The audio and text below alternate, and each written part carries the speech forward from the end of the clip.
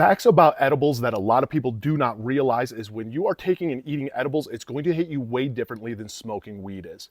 Taking and eating edibles is going to hit your system in about 45 to almost 50 minutes in a lot of cases. The thing when you smoke weed is it's going to hit you in just the matter of a couple minutes. The difference is because ingesting it has a breakdown in your system, absorb it, and then pass through your system. And now the high can actually last a lot longer. Eating it does increase the half-life of what THC is in your system, and it can become unbalanced.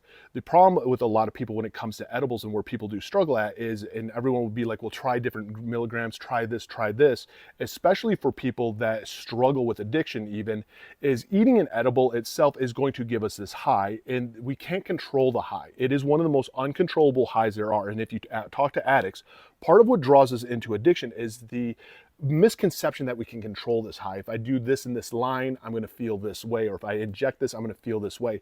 With edibles, there is no control over it, and it can continually compound itself over time and get even more intense before it actually starts to wear off.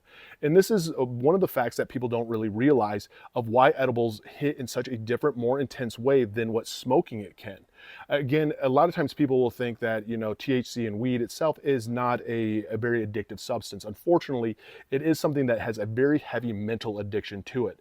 What people don't realize too is that it does carve different mental pathways of pleasure in your brain. It does produce a little bit of dopamine, and it also calms and slows down GABA, which releases and relaxes a lot of times, in most cases, anxiety. In some cases, though, it will flip it.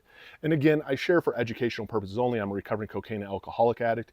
And the more that we share and educate, the more that people will realize that we do get sober. We just have to find what works for us, and we have to want it. Whether it's going into rehab, inpatient treatment, outpatient treatment, download Sunflower Sober, tag down below, link is in the bio. Find a therapist, a doctor, a psychiatrist, get on the right meds. Go to an AA meeting, an NA meeting, an Al-Anon meeting, go to all the meetings and then some. But don't give up. For the one fighting through every single day, don't give up. It does get better, and you are worth it.